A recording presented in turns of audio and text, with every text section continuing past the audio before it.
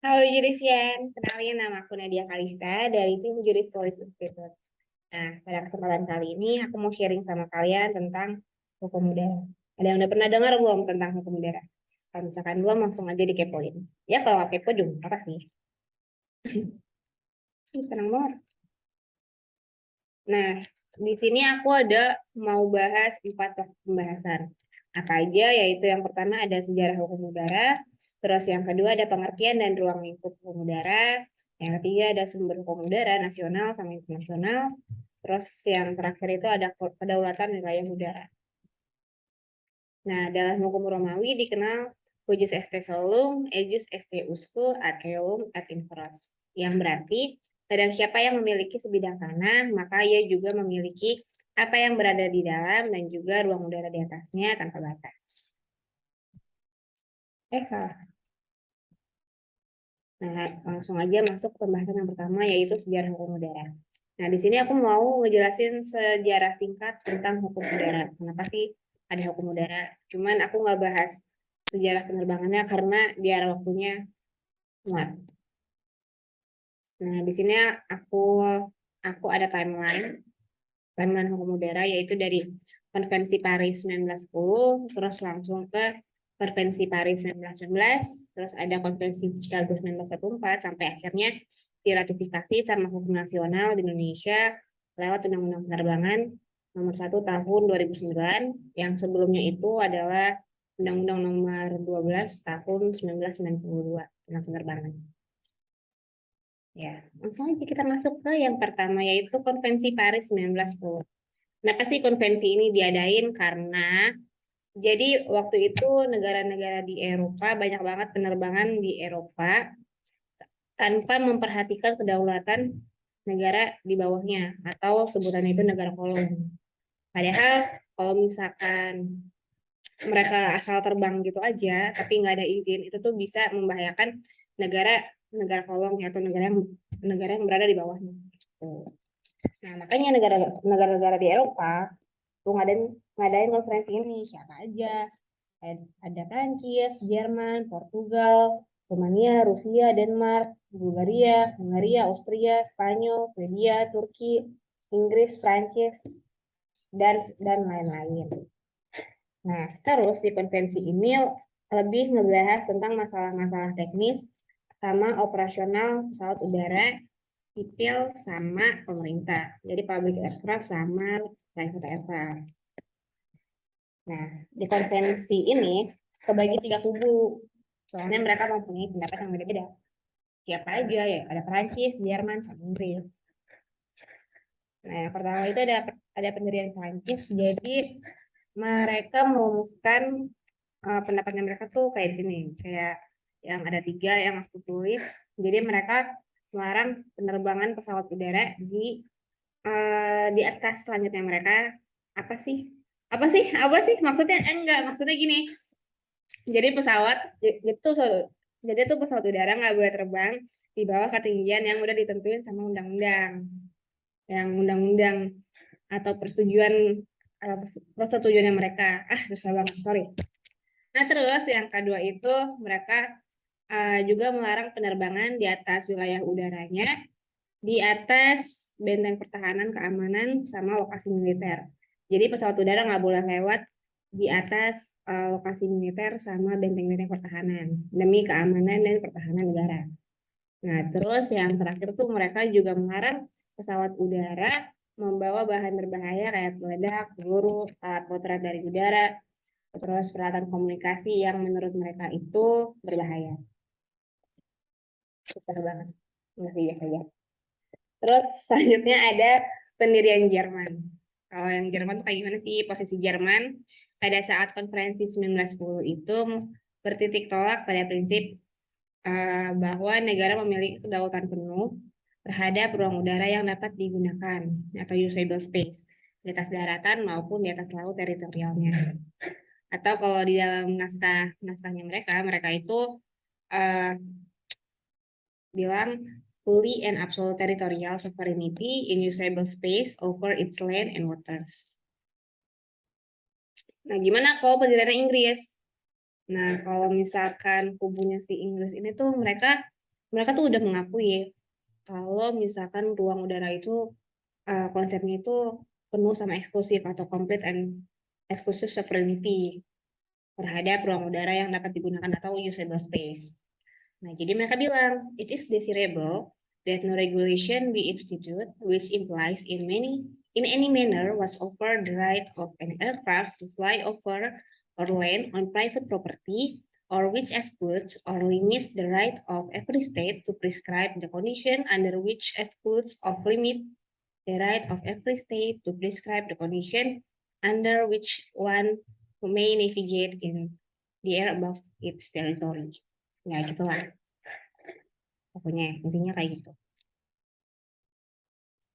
Nah, tapi di konvensi 1910 ini, mereka emang ngebahas kedaulatan udara. Cuman mereka nggak ada kata sepakat. Nggak ada kata sepakat dari anggota-anggota konvensi. Karena apa? Karena yang pertama itu Inggris keberatan kalau mereka harus mengubah undang-undang perdatanya tentang penerbangan. Terus mereka juga nggak ada kesepakatan dalam equality rights dalam penerbangan pesawat udara asing pesawat udara asing ataupun nasional. Terus yang ketiga itu batal karena alasan politis. Nah, tapi secara nggak langsung tuh mereka juga udah mengakui atau memusnahkan adanya konsep complete and exclusive sovereignty. Nah, terus di konvensi 1910 ini tuh juga nggak ada hak damai bagi segala macam pesawat udara yang melintas di atas wilayah udaranya mereka. Nah, makanya dia lanjutin lagi di konvensi Paris 1919, 9 tahun kemudian pada tanggal 13 Oktober. Nah, jadi di sini berhasil nih akhirnya dirumusin tentang aturan penerbangan. Ada kebagi dua naskah utama sama naskah tambahan. Apa aja yang diatur, ya bisa lihat di layar kaca ya, jadi siap. Ya, itu ada kedaulatan atas wilayah udara, ada zona larangan terbang, ada pendaftaran dan kebangsaan pesawat udara, terus ada sertifikat pendaftaran pesawat udara, ada izin penerbangan, ada keberangkatan sama kedatangan pesawat udara, ada larangan pengangkutan bahan berbahaya, sama ada komisi navigasi penerbangan. Terus di konvensi Paris dikukuhin lagi nih, ditegaskan lagi kalau emang suatu negara itu emang berdaulat penuh sama utuh di atas wilayah udaranya mereka, yaitu di pasal satunya itu mereka bilang the high contracting parties recognize that every power has complete and exclusive sovereignty over the airspace above its territory.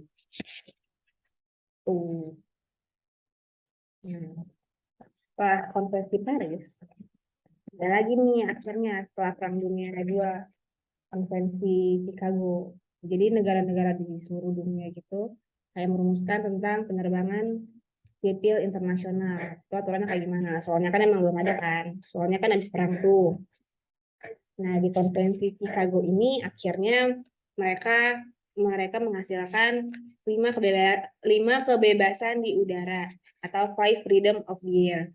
Apa aja? Yang pertama itu ada hak lintas damai atau innocent passage. Jadi ini maksudnya suatu pesawat udara bebas untuk terbang ke wilayah tujuannya tanpa harus transit. Jadi kayak misalkan kayak pesawat dari negara A pengen ke negara C, tapi harus ngelewatin si negara B yang di tengah-tengah ini. Nah, sedangkan si negara B kan ada aturannya sendiri dong. Nah, itu mereka bisa tuh langsung lewat. Jadi dari A langsung ke C itu bisa. Tuh, tanpa harus transit dulu di B gitu. Nah, kalau misalkan yang kedua ada hak mendarat teknis untuk keperluan pengambilan bahan bakar dan reparasi perbaikan atau technical stop. Jadi pesawat udara tuh boleh mampir di suatu negara buat alasan teknis kayak pengisian bahan bakar atau kayak reparasi gitu lah pokoknya. Cuman ini lebih ditujuin ke zaman dulu, soalnya apa namanya, kalau yang zaman sekarang kan teknologi kan semakin canggih, jadi pesawat udah bisa langsung terbang ke negara tujuannya gitu tanpa harus transit. Dulu tuh kalau nggak salah ada namanya di Shannon Airport, emang tempat khusus buat isi bahan bakar pesawat. Nah, yang ketiga sama yang keempat ini simpelnya, jadi pesawat udara kita bisa ke luar negeri dan sebaliknya. Jadi pesawat udara kita tuh bisa melintasi melintasi wilayah udara ke negara lain, sama negara lain juga bisa terbang ke wilayah udara kita gitu. Nah, terus kalau yang kelima, hak untuk menaikkan para penumpang dan barang dagangan di semua wilayah negara di pihak dan menurunkan di wilayah negara-negara pihak lainnya. Jadi ini sama nomor dua. Mereka mereka tuh boleh transit, cuman kan yang kedua tuh lebih ke alasan teknis. Cuman kalau misalkan yang kelima ini buat ngangkut sama nurunin penumpang. Jadi itu lebih buat alasan ekonomis sih.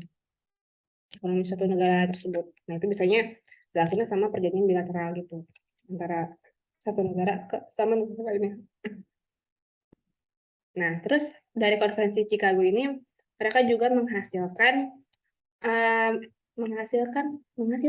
mendirikan suatu organisasi dengan nama International Civil Aviation Organization atau ICAO. Dan ICAO ini bertujuan untuk menyeragamkan ketentuan navigasi udara, terus berkas dan markas besar organisasi ini ada di Montreal, Kanada. Jadi sekarang acuannya kalau penerbangan sipil internasional dunia itu di sini. Kalau misalkan kalau UNICEF ada UNESCO yang buat anak sama yang atau UNESCO atau WHO buat kesehatan, kalau ICAO itu buat penerbangan. Terus lanjut ke pengertian sama ruang lingkup. Udah mulai bosan belum? Ya, kalau mulai bosan ya gimana ya? Lanjut aja. Nah, pengertian. Hukum udara itu apa sih? Hukum udara itu atau yang dikenal dengan air law adalah seperangkat aturan yang mengatur penggunaan ruang udara dan pemanfaatannya bagi penerbangan, kepentingan umum, dan bagi bangsa-bangsa di dunia. Jadi, singkatnya segala macam aturan yang berkaitan sama penerbangan. Tuh. Terus, ada berbagai istilah hukum udara.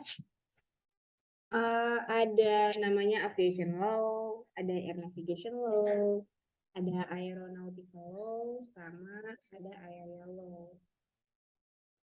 Nah, beda-beda setiap daerah. Jadi bisa dibilang nggak ada definisi pasti. Nah, selanjutnya ada ruang lingkup hukum udara.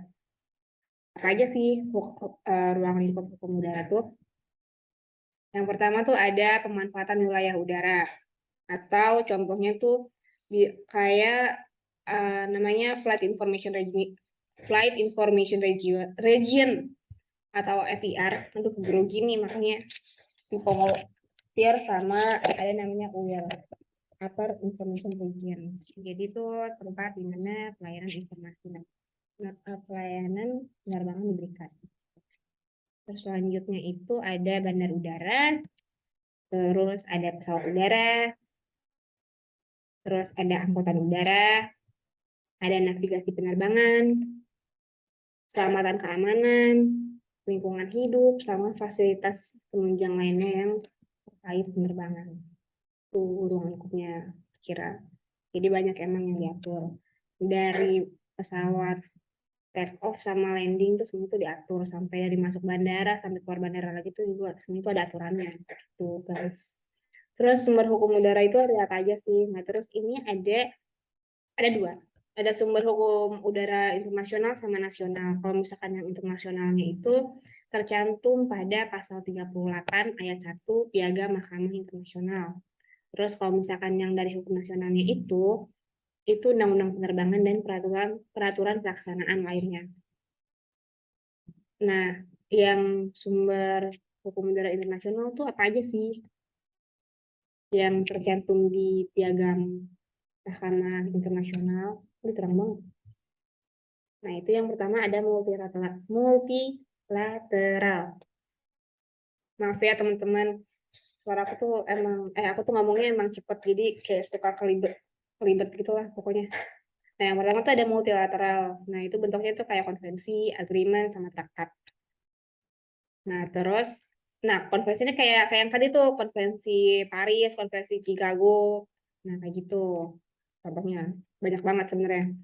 Terus ada bilateral air transport agreement. Jadi hubungan diplomatis antara dua negara gitu. Nah, buat Indonesia sendiri udah sekitar kurang lebih 67 perjanjian transportasi udara.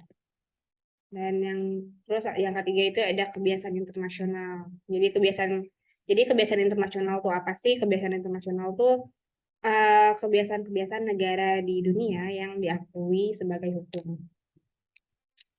Kayak yang dijadikan praktik hukum buat dijadiin hukum gitu lah. Pokoknya kebiasaan-kebiasaan nggak tertulis yang akhirnya dijadiin hukum juga internasional. Nah, contohnya itu apa? Kayak misalkan contohnya Amerika Serikat, mereka menetapkan ADIZ atau Air Defense Identification Zone buat ruang udaranya mereka. Terus abis itu ada KADIS juga. KADIS sama oleh Kanada atau Canadian Air Defense Identification Zone. Nah, itu itu tuh salah satu contoh kebiasaan internasional. Konvensi Paris pun juga sama sebenarnya. Nah, terus ada prinsip hukum umum. Prinsip hukum umum atau General Principles of Law itu ada apa aja? Yaitu ada bisa dilihat sendiri ada good faith atau itikat baik. Jadi suatu perjanjian harus berlandaskan dengan itikat baik. Terus ada Pacta Sunt Servanda. Pacta Sunt Servanda itu perjanjian yang dibuat berlaku sebagai undang-undang bagi para pembuatnya. Terus abus de droit itu apa tadi ya? Oh, jadi suatu perjanjian itu nggak boleh disalahgunain. Terus habis itu ada nebis in idem. Jadi satu perkara nggak boleh diputus dua kali. Terus ada equality rights. Jadi setiap negara tuh punya hak yang sama. Sama ada prinsip non liquid. Jadi artinya itu hakim nggak boleh menolak perkara karena karena alasan nggak ada hukumnya. Soalnya pasti dia harus mencari hukumnya itu sendiri. Atau jurisprudence atau bisa dikenal dengan jurisprudence. Terus habis itu ada doktrin atau ajaran hukum. Oh ini salah. Yang doktrin itu, ini aku lupa hapus. Doktrin atau ajaran hukum, ini salah ya guys. Ini aku lupa hapus. Maaf ya, hapus dulu.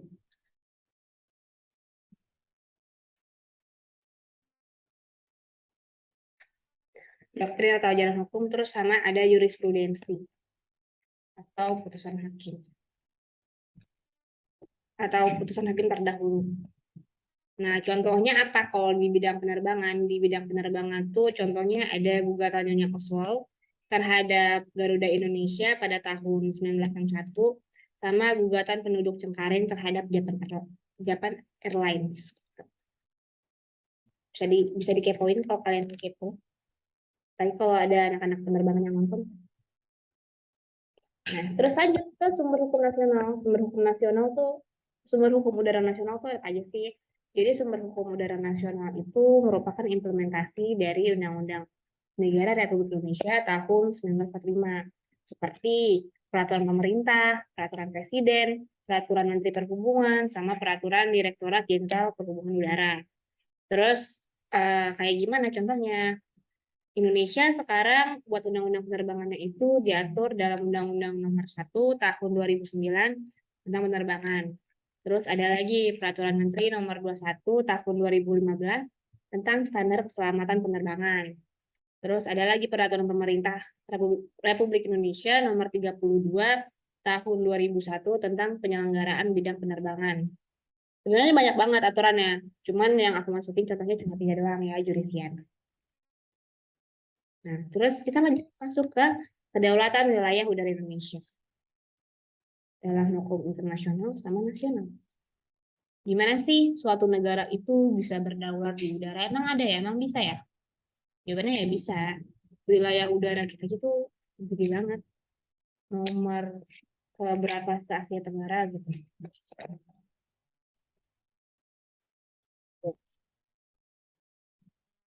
Wilayah Indonesia tuh 1/6 daratan, 2/6 lautan, sama 3/6 udara.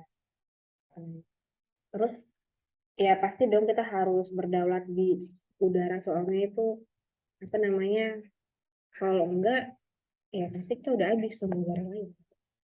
Udah lanjut. Jadi itu kedaulatan di wilayah udara tertuang dalam hukum internasional sama nasional. Kalau di hukum internasional itu apa? Di hukum internasional itu udah tertuang di pasal 1 Konvensi Chicago tahun 1944.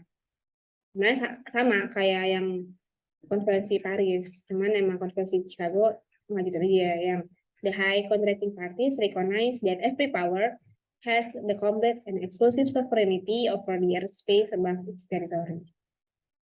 Jadi setiap negara memiliki kekuasaan yang penuh dan eksklusif atas ruang udara yang berada di atasnya.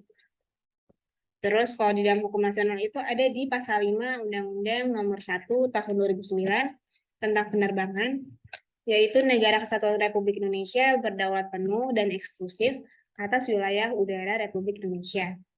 Terus ada lagi di pasal 4 Undang-Undang Nomor 43 Tahun 2008 tentang wilayah negara, yang berbunyi wilayah negara meliputi wilayah darat, wilayah perairan, dasar laut, dan tanah di bawahnya, serta ruang udara di atasnya, termasuk seluruh sumber kekayaan yang terkandung di dalamnya. Nah, jadi balik lagi ke konsep yang aku bilang tadi di awal, yang Kudus ST Solung. Jadi Indonesia itu berdaulat penuh dan utuh atas wilayah udara di negaranya. Soalnya udah banyak aturan yang mengatur. Nah, sebelum aku tutup, aku mau mengutip ada suatu quotes di dunia penerbangan. The sky is vast, but there is no room for error. Nah, jadi sekian dulu pengantar hukum udara dari aku. Mohon maaf, Judisian, kalau masih banyak kurangnya. Tapi semoga bermanfaat. Sampai ketemu lagi di sesi selanjutnya. Bye!